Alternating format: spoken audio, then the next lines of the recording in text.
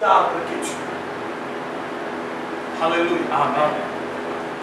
Quel type d'arbre que tu es? Parce qu'on reconnaît un arbre par son fruit. Nous allons lire dans Marc chapitre 11.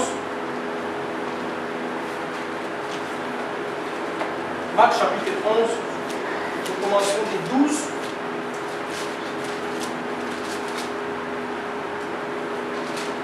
Nous lisons la parole du Seigneur.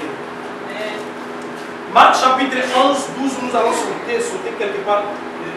Nous allons sauter quelque part, nous allons lire encore 20 jusqu'en bas. Nous dit ceci. Le lendemain, après qu'ils furent sortis de Béthanie, Jésus eut faim.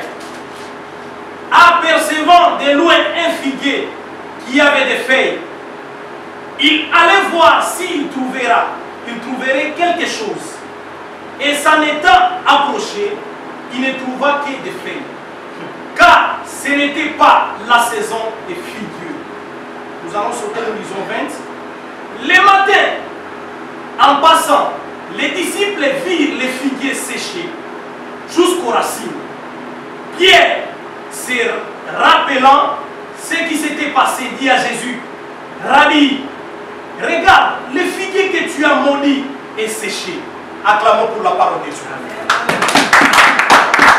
C'est que tu as acclamé pour toi-même. J'ai dit d'acclamer pour le roi des rois. Alléluia. J'aimerais que tu me prêtes encore de l'attention, que je puisse te parler encore une fois de plus. Il y avait un jour, Jésus était avec ses disciples. Jésus marchait avec ses disciples. La Bible me dit, quand Jésus a eu faim, alléluia, ça veut dire que Jésus aussi avait eu faim. Jésus aussi avait besoin de ce qu'on a besoin aujourd'hui. Il était un homme comme toi et moi. Il sentait les douleurs que toi tu sens aujourd'hui. Jésus aussi les sentait. Alléluia. La Bible me dit, quand Jésus venait avec ses disciples, il a eu faim. Là, si tu tires bien attention sur ces versets, la Bible me dit ici, en percevant de loin. Ça veut dire que Jésus était de loin. Il a vu un arbre. Amen. Un arbre et un arbre. Un arbre. Alléluia. Il a vu un arbre. Quand il a vu cet arbre, Jésus dans sa pensée, il savait que si je m'approche de cet arbre, je vais trouver quelque chose à manger. Afin que la famille puisse terminer. Alléluia. Écoutez-moi très bien. Ça, c'est un enseignement que Jésus voulait parler à ses disciples. Alléluia. C'est un enseignement que Jésus voulait leur montrer. La Bible me dit, quand Jésus venait, il s'approcha de cet arbre. En regardant sur l'arbre, il ne trouva que des feuilles. Alléluia. Amen. Et si nous lisons bien la parole de Dieu, la Bible me dit ceci, si nous descendons là en bas, et 13, sur 14, prenant alors la parole et lui dit que jamais personne ne mange de ton fruit. Et ses disciples l'entendirent. Alléluia. Jésus a pris l'autorité sur l'arbre. Il a dit que jamais personne ne peut pas manger de ton fruit. Si vous lisez dans d'autres versions, dans Matthieu, vous allez voir que la Bible nous dit l'arbre sécha.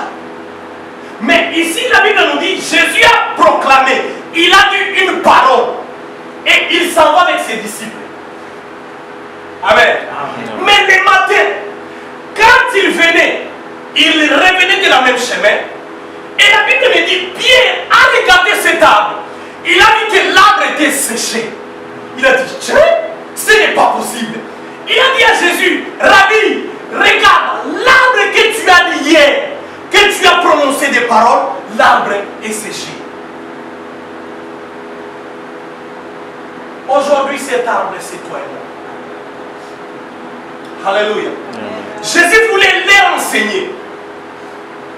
Aujourd'hui, beaucoup de personnes, quand ils te regardent de loin, ils voient en toi la bonté. Ils voient en toi l'aide. Ils voient en toi un bon comportement. Mais en s'approchant de toi, ils ne trouvent que des faits, pas des fautes.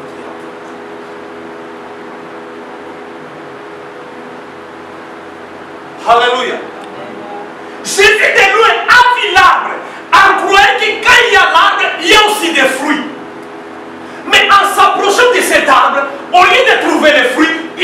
fait que des faits. L'arbre, c'est toi et moi que Dieu a créé dans ce monde. Si nous lisons dans Psaume